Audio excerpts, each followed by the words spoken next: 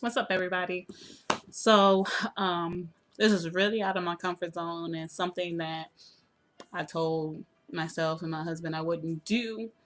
But here I am recording myself, and I really just wanted to come and have a conversation, an open dialogue, I guess you would say, with all of my friends, all of my family members. Um, it's a cold, dreary day. I'm recording this on a webcam, like nothing professional. Just coming to you guys being honest, transparent, authentic self. And I just wanted to just something that has kind of been on my heart for a while. It's a question that me and my husband get very often, and I kind of just want to address it for everyone. Again, just being completely honest, transparent, putting my self out here for the world to see. And I want to just put out this disclaimer right now. Like, there will be no editing in this video. Clearly, you guys see I'm not wearing no makeup. I don't care. Like, you know what I mean? It's really going to be a heart to heart, kind of like a girls chat with you guys. I am not a therapist. I'm not a priest or a pastor. I don't have all the answers, Sway. Okay? But I wanted to come and explain a couple things to you guys about myself and my relationship and the things that I have done in my past and that are tested and tried and true, just from me. Basically, just giving you my experience. And what prompted this video was a conversation with myself, my husband, CJ, and my sister yesterday in the car. And she asked us a question that we get very often. Well, is this what y'all have? Is it real or is it fake? Like, how do y'all manage to stay together? How did you guys manage to get through everything? Like, what is it? Like, and throughout the course of our relationship, it's been 8 years now since we first met. We've always gotten a question to some variation of, well, why are you guys still together? Like, how did you guys make it?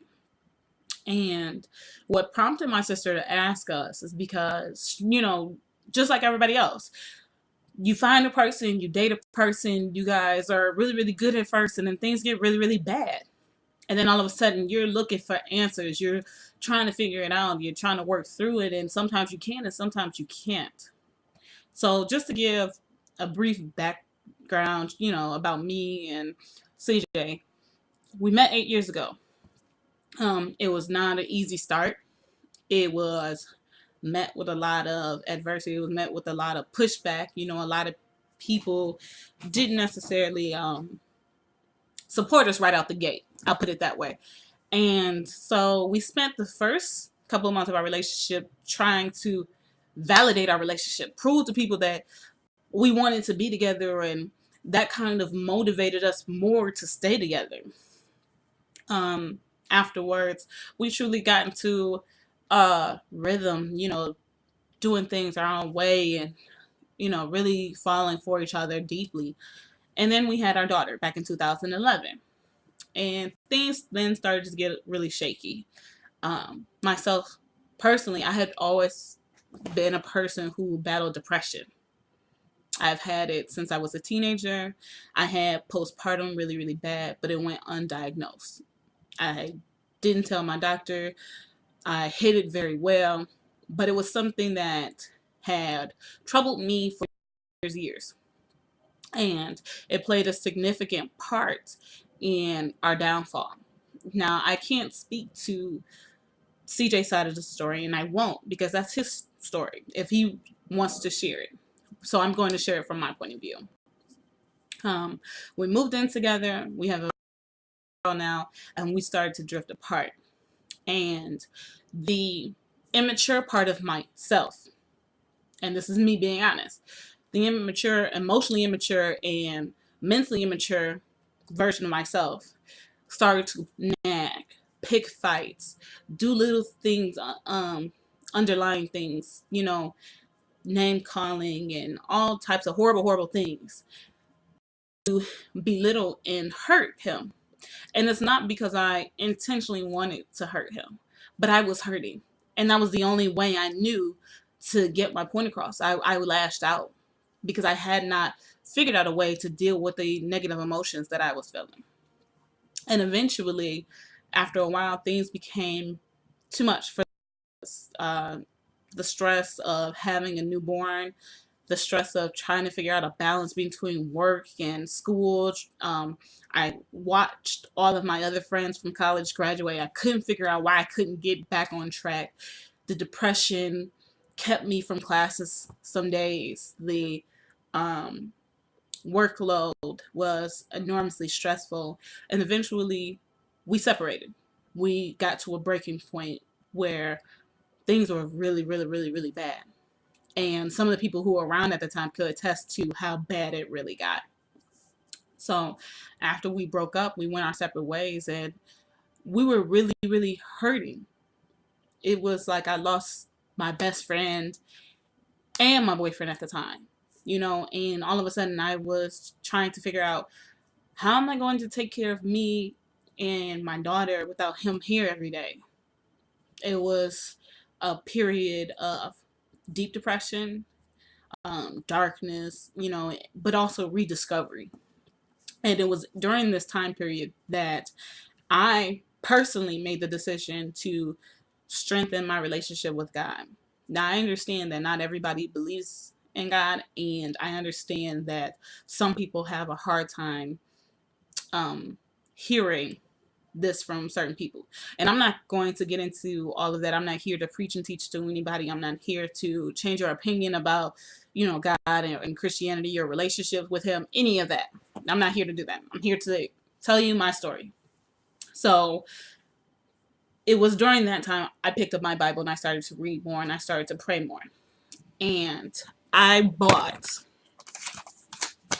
this journal. And in this journal, at first it started off as a diary, and eventually it became my prayer journal. And I have pages and pages filled with my thoughts, my feelings, and everything of that nature. Right? And I also started reading this book.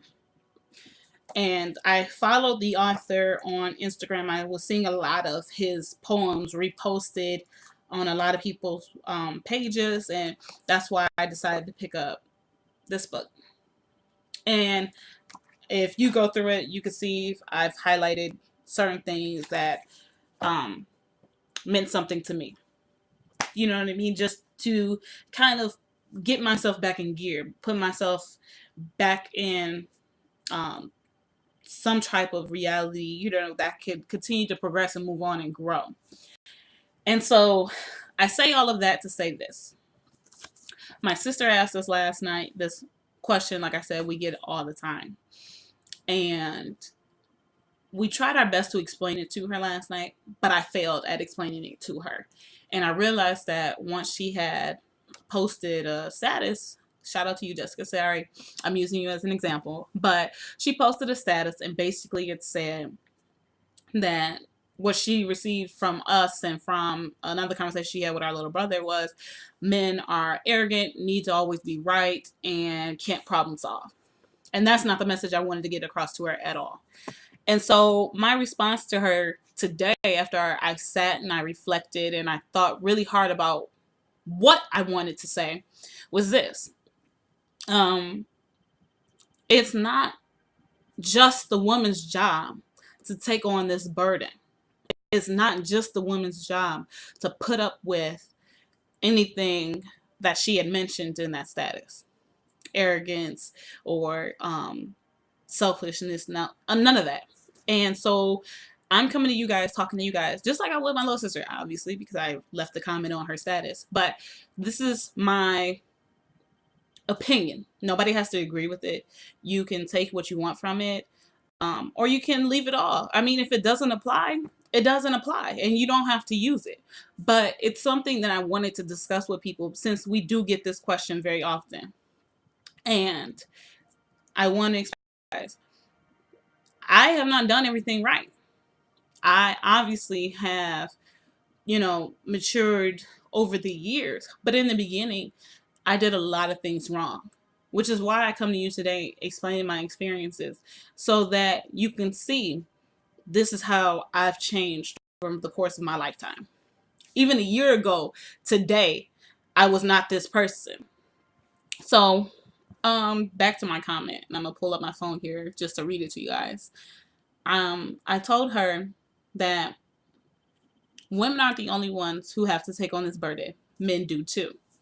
Just like you have to deal with his emotions or his selfish needs to be right, he has to deal with yours and you wanting or needing validation too.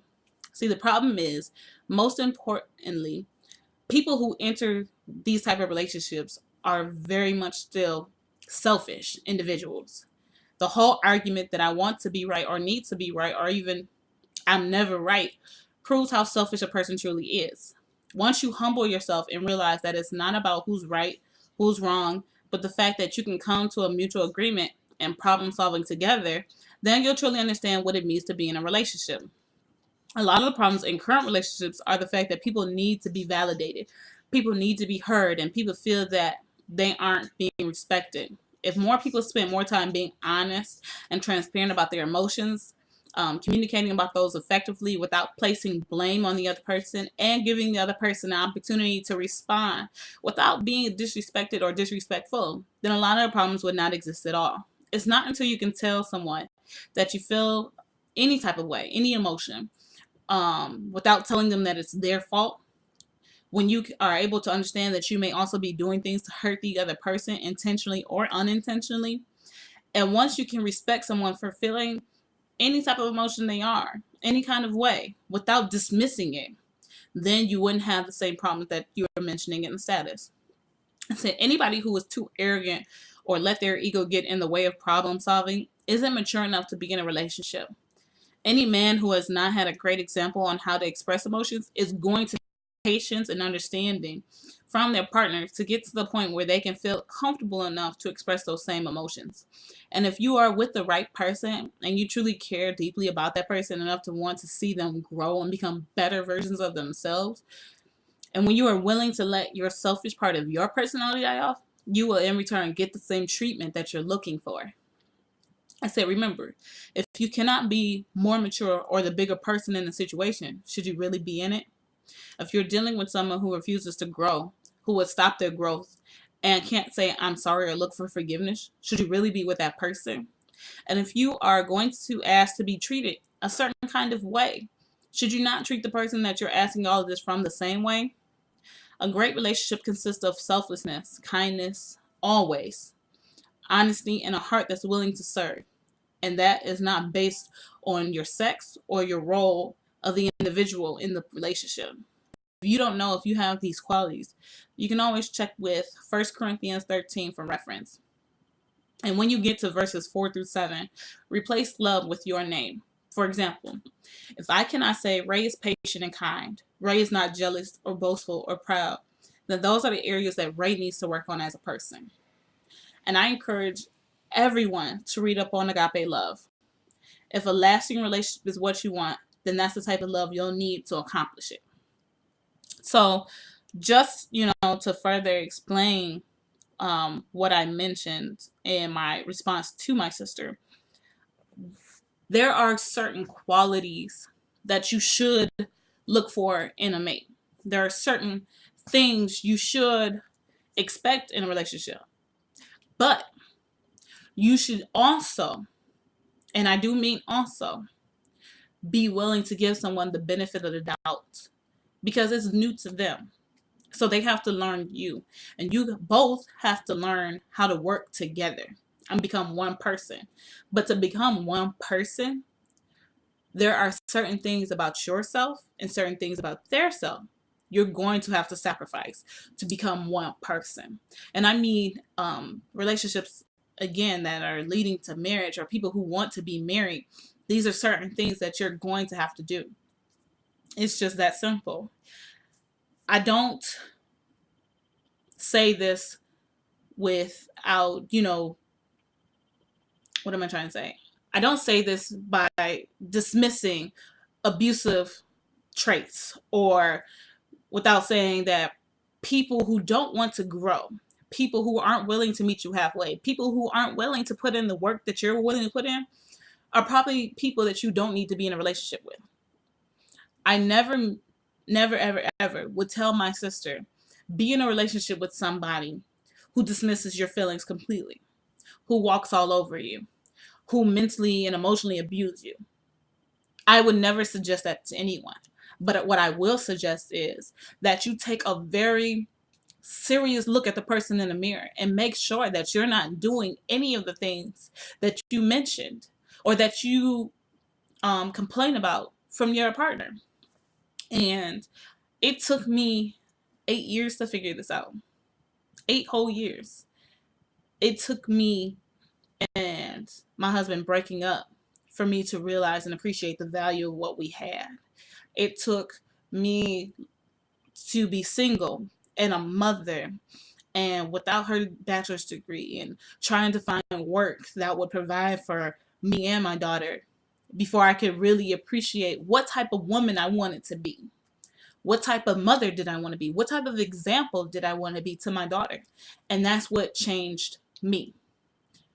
My grandmother came to me one day when we were going through this very dark time. And she just asked me, well, Ray, do you want things to continue the same way? If you don't, you need to change. And it was in that moment that I started to look for answers and Google, YouTube. Some of my friends and family members were really great resources for me to begin this journey of growth, of maturity, of selfishness. I no longer could just care about Ray and Ray's feelings. Ray's two biggest problems in her relationship was her mouth and her emotions. And I could no longer let my emotions dictate how I treated a person. I no longer could let my mouth be so reckless and then scream, wolf, when somebody did it to me. They just don't work. They aren't interchangeable. They are one problem. So I had to learn how to control my emotions and my mouth. And that was step one of me becoming humble. That was step one of me becoming a better person. That was step one of me changing from a child to a woman. The next step was me buying my journal and writing down all my negative emotions. This is where I put my thoughts, my rants, anything negative I had to say. I put it here so that I no longer would say it out loud to somebody. And it solved the problem. I still got what I needed to say off my chest, but I no longer was hurting somebody in the process of feeling like I needed to say something. And then when I was able to calm down, I was able to have a conversation with CJ that was respectful, but also got my point across without hurting his feelings. That was step one for me.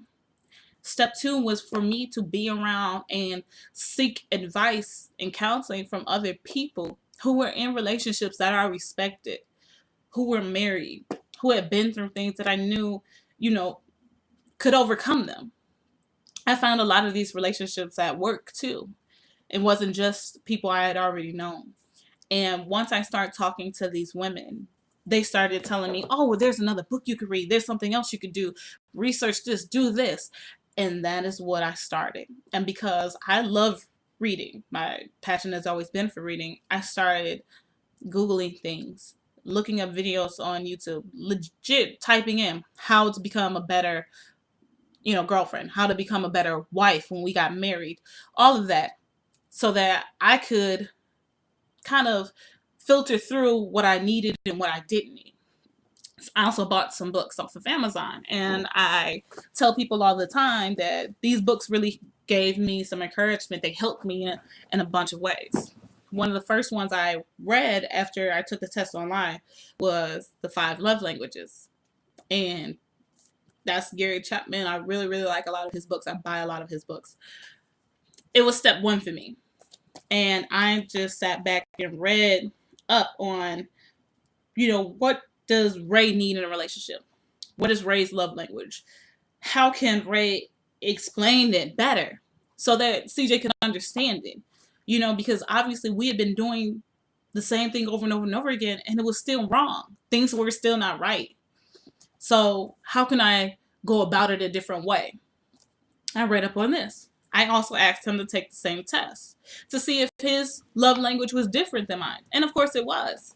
And then I read up in this book, well, if this is his love language, what can I do to show him love that he understands, that he can recognize, that he can appreciate? Because if I were to go to CJ and give CJ gifts all day, he would be like, this is nice, but it's not what I needed.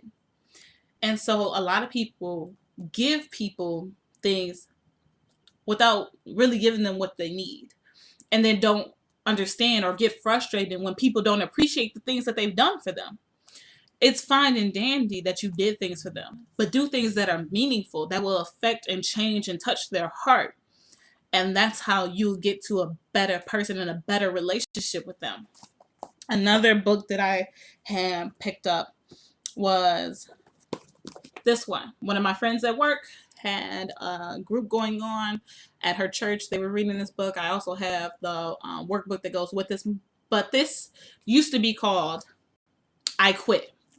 And it's a woman describing her experiences of when she quit going to her husband's church where he was a pastor at. She quit doing things for people that weren't appreciating things because she was becoming resentful, and how she became a better person. And some of the titles in this book or of the chapters are quit being afraid of what others think, quit lying, quit dying to the wrong things, quit blaming people, quit faulty thinking. This book changed my opinion on what it means to quit. Quit doesn't always mean giving up. Quit means stop doing the things that aren't effective anymore. Stop doing the things that are not helpful anymore. And learn how to do other things that will get you the results that you're looking for. And from there, my journey took off. Another book that I got was The Power of a Praying Wife.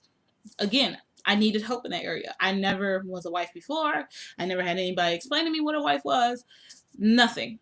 So I needed help in that area. And I don't have that book to show you guys right now because I ended up giving it to a friend who requested it, who wanted to read up on it and see if there was something that she could do differently in her marriage. However, I do know that there is, I think it's like 4 or 5 hours YouTube audiobook of it. You don't have to purchase it. You don't have to buy it. It's on YouTube readily for you to listen to all the way through.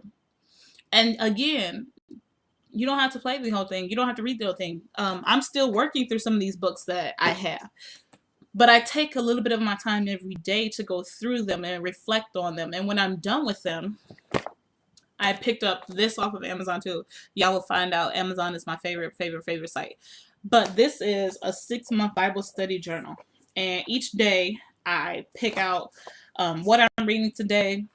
It asks me what God is, 3 things I'm thankful for, and what I learned today. And I just sit there and take little notes and say, this is what I learned today. This is what I read today.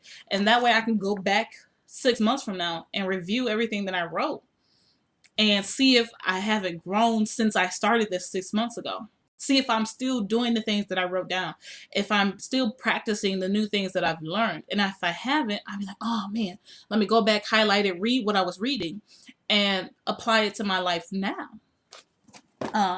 And then there are a couple other books that I happen to pick up that I heard about. This is another one, Mere Christianity. I want to learn how to become a better Christian, what it means. I have a couple different other books about Christianity that I couldn't find. But this was also mentioned to me by one of my girlfriends at work, and I just wanted to go through it. I mean, how can you determine, what you believe in if you don't, 1, read about it, 2, also, if you don't believe in it, or if you refuse to believe in it, whatever your choice is, should you still read the same thing and make sure that your views and their views aren't matching up in any place, that your values are different? And why are your values different? You should probably put more research and more, backstory to it. And that was just my thing. I wanted to know what Christianity meant for me. And I wanted to do my own research and make sure that I was believing in something that this whole time I thought I was believing in. But that's again another discussion. I'm not here to debate anybody's personal preferences or anything of that nature. Another book I picked up, and this was after I got married, but I still wanted to read, was Things I Wish I Knew Before We Got Married. And a lot of people get married for the big day, for the party, and nobody really thinks about what happens after the day. I personally didn't have a big wedding when I got married. I went to the courthouse. Afterwards, my sister-in-law's barbecued, made us something to eat. We hung out, and that was it. That was my wedding day. Because when we did decide to get married, we got married because it was finally time for us to get married. We refused to get married when we had our daughter, when we found out we were pregnant, because we didn't want to do it just because everybody said it was time to do it. We didn't want to do it just so that when our daughter was born, she had parents who were married or wanted to fall into that type of trap. Sure that when we got married, it was because we wanted to be married and we were sure we could be married. And if we gotten married before she was born, we probably would be divorced by now because we were not ready when she was born. We weren't. And that's just being honest. So, again, this is another Gary Chapman book, and I really, really care for a lot of his books. But again, titles in this book or chapters are Love is not an adequate foundation for building a successful marriage. Romantic love has two stages. That the saying like mother like daughter and like father like son is not a myth. These are all topics that probably should be discussed or expressed or at least researched a little bit further into detail before you get married. And because we got married so not quickly, but because we got married without having a lot of these conversations. I mean, we've been together for a very long time, so we just assumed that we were on the same page about a lot of things that in the first couple of months of us being married, it was very hard. It was very difficult, again, to become one. We were used to dating. We've been engaged before. We were parents, but being husband and wife are a lot different. And that is not as easy to dissolve as a relationship as parentage. You can become a single parent and learn how to, work your household for yourself. It's very different when you become married. And especially when you don't have a lot of good examples nowadays on what marriage looks like, or, anybody willing to be transparent and explain the goods and bads of marriages. I have no problem ever telling anybody the bad times that we had. I don't. I don't know if CJ is more hesitant about it. I don't know what his standpoint is on it. But if anybody ever came to me and asked me for my honest opinion, I gave it to them because it's not easy. Marriage is not meant for everybody. A serious relationship is not meant for everybody. And that's something that I had to learn. And I encourage everybody to really, really, really, really, really put deep thought into. Marriage is a lot of work. Making it work is a lot of work. If you want to have a successful relationship, it is work. Your home life is more work than your actual career. And I don't know if people are having this honest discussion. Two more books I want to mention really quickly, and then I'll wrap this whole thing up. Another Gary Chapman. After I read the love language, I got the 1 year love language minute devotional. So every day there's a short little blurb in here for you to read, a Bible verse for you to read, and a prayer. And again, I just go over this when I can, when I have time, when I remember, because I'm not going to say that I remember to do it every day. I'm not one of those type of people who will lie to you about what I'm doing. But when I can remember, I go to whatever today's date is. In here, it's marked right on the upper corner, and I go ahead and I read it and write it down, and I jot it down in my journal, and I talk to myself about what's going on, and where I am that day in my life, and if I can meet up to that expectation. And the last book I got is what happens when women say yes to God. I was introduced to um, an app and a group on Facebook through, again, coworkers at work, and it's called First Five. And First Five, again, is a biblical based group. And I'm, again, not going to preach and teach about what you need to do or what route you should take or whatever to get to the answer. But this is the route that I took. And it's a group ran by women who, again, break down the Bible, stories, passages, have prayer. Um, they have group discussions and things of that nature, and encouraging words and all of this great stuff on there. Well, one of the women who run this group wrote this book. And this is about learning how to listen for God's voice, how to discern what He is asking of you, how to wholeheartedly obey His orders and acknowledge His presence in your life. This is like probably the latest book that I picked up, the latest book that I ordered, and I haven't got the farthest in this one. But this is just what it means to lay your, you know, lay your soul on the line. Finally, stop fighting yourself. Finally, stop fighting your mission, and purpose in life. And when you finally say yes, I'm going to do it. Yes, I'm going to serve. Yes, I'm going to be this type of woman. You can finally have peace and walk in purpose.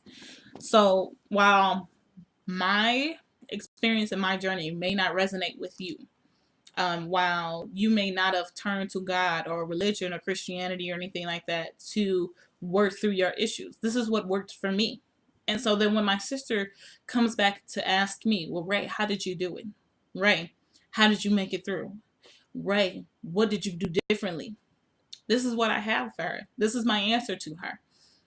I turned to God. I turned to other women. I turned to my Bible.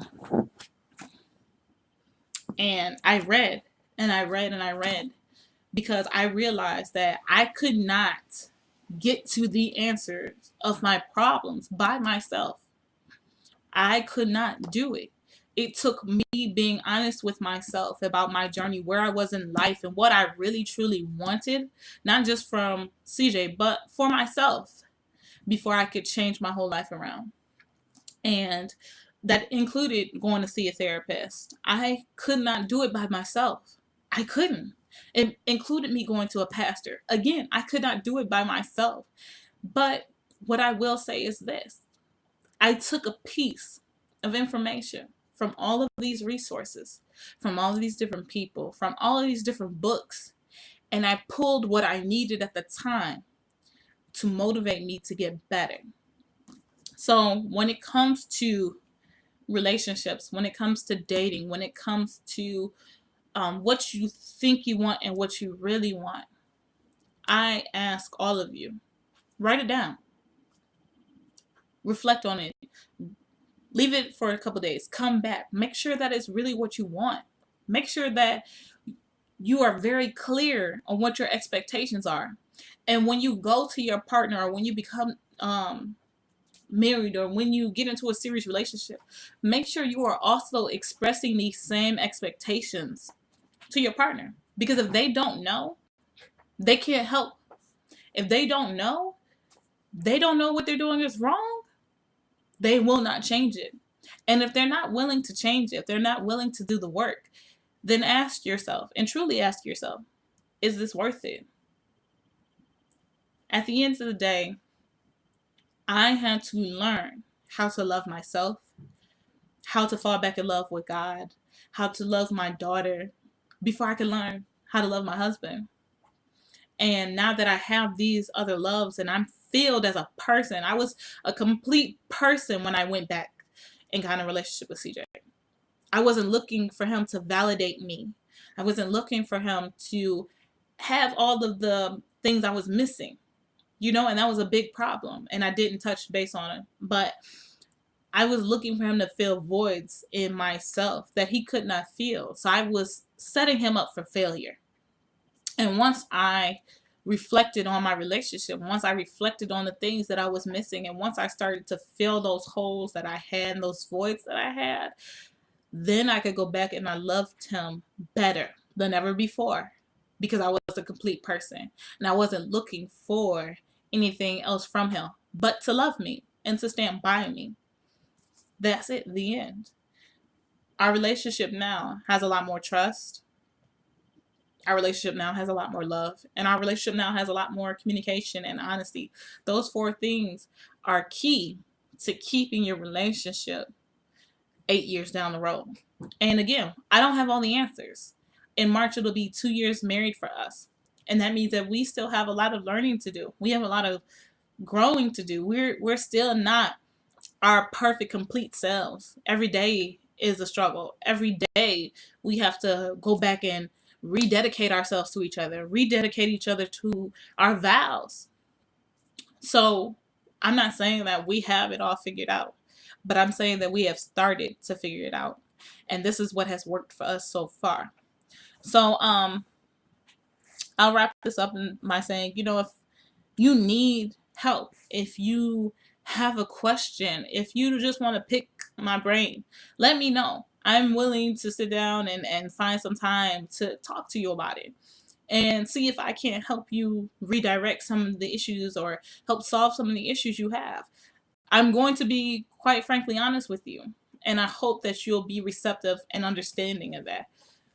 And if you can't reach out to me, find someone you can reach out to. Find someone that you feel comfortable talking to. Find someone that is patient and honest, but also somebody who cares about you. Because people who don't care about you or want to secretly see you fail are going to set you up for failure.